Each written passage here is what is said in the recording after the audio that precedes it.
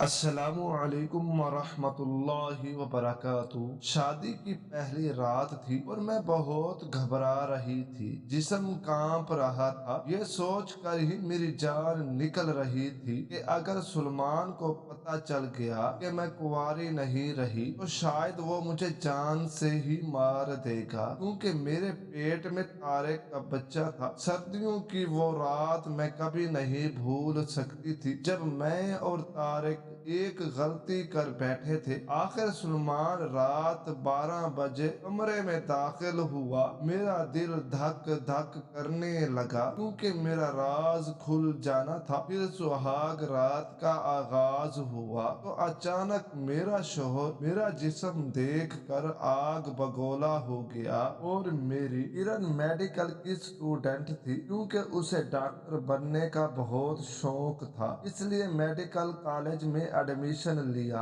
और दिल लगाकर पढ़ने लगी। किरण की क्लास में एक बहन भाई भी पढ़ते थे। किरण की उनसे दोस्ती हो गई। तारिक और उसकी बहन का ज्यादा वक्त किरण के साथ गुजरता था। वो दोनों बहुत आजाद ख्याल थे। किरण और तारिक एक दूसरे को पसंद करने लगे और मेडिकल की तालीम के बाद शादी का प्लान भी बना लिया। लेकिन जिंदगी में जो सोचा जाए वैसा नहीं भी होता। किरण के साथ भी कुछ ऐसे ही हुआ। एक रात ने उस लड़की का सब कुछ बर्बाद कर दिया। उसकी जिंदगी में ऐसी भयानक रात आई कि सब कुछ बर्बाद हो गया। तारिक बहुत जज्बाती लड़का था। वो शादी से पहले के जिनसी ताल्लुकात को वक्त की जरूरत समझता था, लेकिन किरण ने उसका ऐसे किसी भी मामले में साथ न दिया। जब भी वो ऐसी बात करता,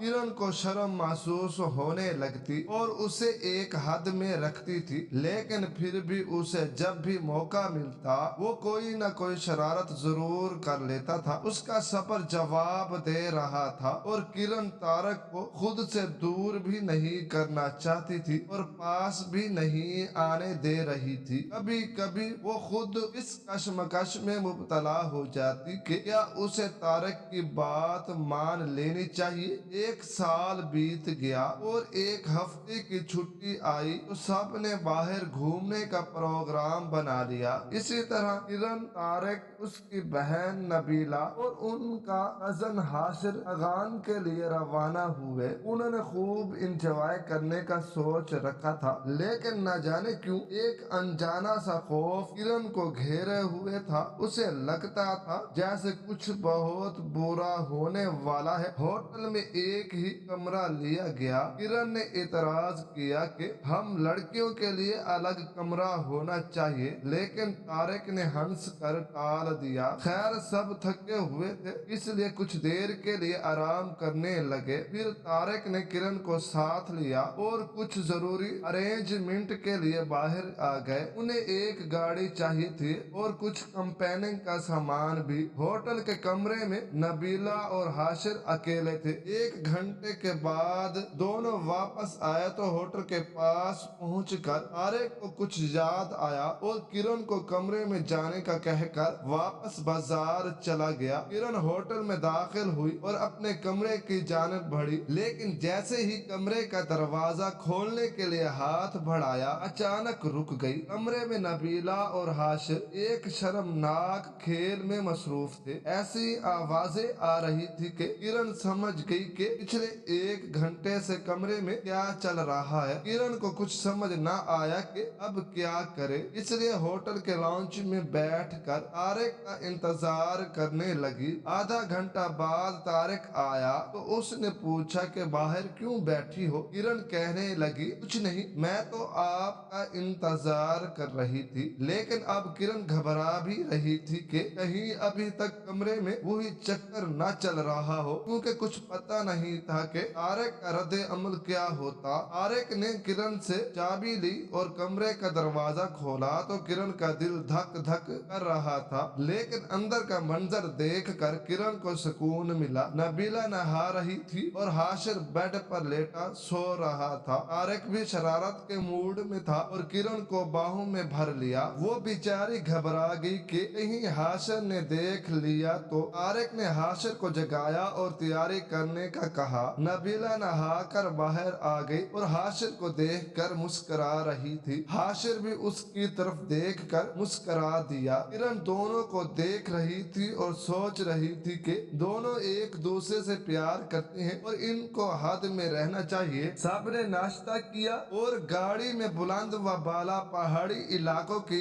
سیر کو نکل گئے۔ موسم بھی اچھا تھا، بارش ہو سکتی تھی، سردی بھی کافی تھی۔ حاشر نے طارق سے پوچھا کہ کہاں جانے کا ارادہ ہے؟ طارق نے کوئی جواب نہ دیا اور مسکرا کر رہ گیا۔ پھر بولا، سب کے لیے سرپرائز ہے۔ طارق بہت دور نکل آیا تھا، چند لوگ موجود تھے جو واپس جا رہے تھے۔ حاشر اور طارق نے گاڑی سے سامان نکالا اور 2 خیمے نصب کرنے لگے۔ ان کا ارادہ یہاں رات گزارنے کا تھا۔ کرن کچھ اپ سیٹ سی تھی، وہ نبیلہ کے ساتھ کچھ دور بیٹھی خوبصورت نظاروں میں کھوئی ہوئی تھی۔ اچانک کرن نے نبیلہ سے کہا، تم حاشر کو کچھ زیادہ ڈھیل دے رہی ہو۔ مجھے سب پتا ہے کہ ہمارے جانے کے بعد تم دونوں کمرے میں جس کام میں مصروف تھے نا، اس کا انجام اچھا نہیں ہونا۔ نبیلہ نے بے شرمی کی انتہا کرتے ہوئے کہا، کیا بتاؤں یار، تم لوگ 1 گھنٹہ اور لیٹ آ جاتے تو۔ پھر دونوں کھلکھلا کر ہنس پڑی اور نبیلہ نے کہا، ڈونٹ وری۔ حاشر نے پروٹیکشن یوز کیا تھا۔ طارق کو اپنے پاس آتا دیکھ کر دونوں خاموش ہو گئی۔ پھر سب خیموں میں اپنا اپنا سامان سیٹ کر رہے تھے کہ بارش شروع ہو گئی۔ وہ لوگ خیموں میں دبک کر بیٹھ گئے۔ سب نے دوپہر کا کھانا کھایا، اب تک بارش بھی رک چکی تھی۔ پھر اپنا اپنا مختصر سامان لیا اور ایک پہاڑی کی طرف بڑھنے لگے۔ حاشر اور نبیلہ آگے تھے اور تھوڑے فاصلے پر کرن اور طارق آ رہے تھے۔ درختوں اور پودوں کی بہتات تھی۔ نبیلہ اور حاشر بہت آگے نکل گئے۔ کرن تھک گئی اور طارق سے کہا کہ کچھ دیر سانس لے لیں۔ دونوں ایک جگہ بیٹھ گئے۔ طارق اسے دیکھے جا رہا تھا اور سوچ رہا تھا کہ اس لڑکی کو حاصل کرنے کا یہی موقع ہے۔ وہ سرک کر کرن کے پاس ہو گیا۔ دونوں ایک دوسرے کے اتنے قریب تھے کہ ایک دوسرے کی سانسیں بھی محسوس کر رہے تھے۔ پھر تو صبر کا سارے بند ٹوٹ گئے اور دونوں دیوانہ وار ایک دوسرے کو پیار کرنے لگے۔ پھر پہلی بار کرن کو محسوس ہوا کہ وہ ساری حدیں پار کر چکی ہے۔ دونوں تھک گئے اور لمبی لمبی سانس لینے لگے۔ اچانک کرن کی نظر حاشر پر پڑی جو اسے گھور رہا تھا۔ کرن نے جلدی جلدی اپنا لباس درست کیا۔ نبیلہ نے کہا، بھائی آپ کہاں رہ گئے تھے؟ ہم نے سوچا کہ کہیں آپ لوگ ہم سے بچھڑ ہی نہ جائیں، اس لیے ہم واپس آ گئے۔ سفر ایک بار پھر شروع ہوا۔ کچھ دور جا کر کرن نے طارق سے کہا کہ واپس چلتے ہیں، شام بھی ہو رہی ہے، بارش پھر آ گئی تو مشکل ہوگی۔ سب نے واپسی کا ارادہ کر لیا۔ اب کی بار حاشر اور نبیلہ کہیں دور رہ گئے۔ شام کا اندھیرا پھیل چکا تھا۔ اچانک نبیلہ کی چیخ سن کر طارق واپس دوڑا۔ کرن اور طارق نے جو منظر دیکھا ان کے تو ہوش اڑ گئے۔ حاشر نیچے کھائی میں گر کر بے ہوش ہو چکا تھا اور نبیلہ رو رہی تھی۔ طارق نے حاشر کو آوازیں دی لیکن کوئی جواب نہ آیا تو طارق نیچے جانے کا فیصلہ کر لیا۔ کرن اور نبیلہ ڈر رہی تھی۔ انہوں نے طارق کو روک لیا۔ کرن کے پاس ایک ٹارچ تھی۔ جب اس کی روشنی نیچے کھائی میں ڈالی گئی تو اس کے اوزان خطا ہو گئے۔ حاشر کا سر پھٹ چکا تھا اور وہ اس دنیا سے جا چکا تھا۔ اس وقت کسی کی مدد لینا بھی مشکل تھا کیونکہ وہ بہت دور آ چکے تھے۔ آخر وہ خیمے والی جگہ واپس آئے تو ان کی گاڑی اور خیمہ غائب تھے۔ اب تو ان کا خون خشک ہو گیا۔ اچانک 3 آدمیوں نے انہیں گھیر لیا اور اپنے ساتھ لے گئے۔ وہ ڈاکو تھے اور لوگوں کو لوٹتے تھے۔ پھر تو ان کے ساتھ کچھ بہت بھیانک ہونے والا تھا۔ رات ہو چکی تھی، سردی بڑھ رہی تھی۔ وہ لوگ ان کو لے کر ایک پرانے سے گھر پہنچے جہاں ایک خوفناک صورت والا موٹا آدمی بیٹھا تھا۔ حسین اور جوان لڑکیوں کو دیکھ کر اس کی لار ٹپکنے لگی۔ اس نے آگے بڑھ کر طارق کی بہن کو کھینچ کر باہوں میں کس لیا۔ طارق کا جوان خون جوش مارنے لگا۔ اس کے آگے بڑھ کر اس موٹے انسان کو ایک مکہ رسید کر دیا جس سے اس کے جبڑے سے خون کا فوارہ چھوٹ پڑا۔ دوسرے ہی لمحے دونوں لڑکیوں کی چیخ نکل گئی۔ ایک ڈاکو نے طارق کے سینے میں 2 گولیاں اتار دی اور طارق بھی مر گیا۔ موٹے سردار نے نبیلہ کی طرف اشارہ کرتے ہوئے کہا، کہا اس لڑکی کو آج رات کے لیے میرے حوالے کر دو اور دوسری کو کمرے میں بند کر دو۔ نبیلہ تھر تھر کانپ رہی تھی جبکہ کرن بے ہوش ہو چکی تھی۔ جب کرن کو ہوش آیا تو ایک کمرے میں تھی۔ اس نے کمرے کا جائزہ لیا تو اس کی نظر ایک آدھ کھلی کھڑکی پر پڑی۔ اب کرن کے پاس دو راستے تھے، ایک اگر وہ بھاگ جاتی تو جان بچ سکتی تھی، دوسرا ان کے رحم و کرم پر رہتی تو وہ درندے اس کا جو حشر کرتے وہ سوچ کر ہی کانپ گئی۔ جلدی سے اٹھی اور کھڑکی سے باہر جھانکا تو چاند کی ہلکی روشنی میں ایک راستہ نیچے جاتا نظر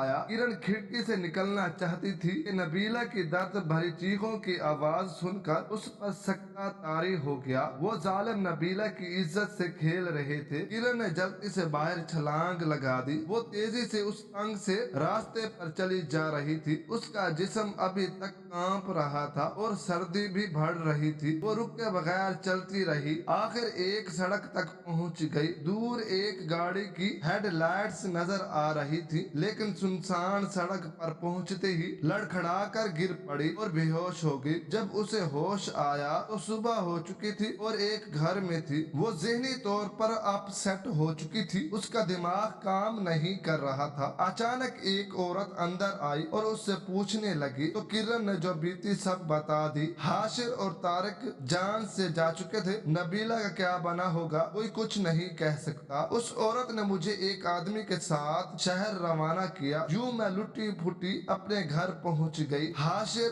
طارق اور نبیلہ کی تلاش میں پولیس گئی، لیکن کچھ ہاتھ نہ لگا۔ ایک مہینہ گزر گیا، کرن کی طبیعت خراب رہنے لگی، اس کا علاج ہوا اور وہ کافی بہتر ہو گئی۔ اس ساری بات کو کرن نے راز میں رکھا کہ کیسے وہ طارق کے ہاتھوں اپنی جوانی لٹا چکی تھی اور کیسے ان کو اغوا کیا گیا۔ اس نے بس اتنا بتا دیا کہ وہ ان سے بچھڑ گئی تھی۔ سلمان اس کا کزن تھا اور اسے چاہتا بھی تھا۔ اس نے کرن کے رشتے کے لیے اپنے والدین کو بھیجا تو کرن کے ماں باپ نے اس کا رشتہ طے کر دیا۔ کرن طارق کی موت کو بھلا نہ پائی تھی، کیونکہ طارق اس کی پہلی محبت تھی۔ شادی کے دن قریب آ رہے تھے، لیکن کرن گم سم تھی۔ اچانک اسے ابکائیاں آنا شروع ہوئی تو اسے ہوش آیا اور وہ واش روم دوڑی۔ اس کا دل دھک کر رہ گیا۔ وہ میڈیکل کی سٹوڈنٹ تھی، لیکن پڑھنا چھوڑ دیا تھا۔ وہ سمجھ گئی کہ اب وہ کنواری نہیں رہی تھی، وہ حاملہ ہو چکی ہے۔ اس کے پیٹ میں طارق کا بچہ تھا۔ شادی کی رات وہ کمرے میں بیٹھی یہی سوچ رہی تھی کہ اب کیا ہوگا۔ تھوڑی دیر بعد سلمان سہاگ کی سیج پر آنے والا تھا۔ کرن کا دل زور زور سے دھڑک رہا تھا، کیونکہ اس کا راز کھلنے والا تھا۔ سلمان بچہ نہیں تھا کہ اسے پتہ نہ چلتا۔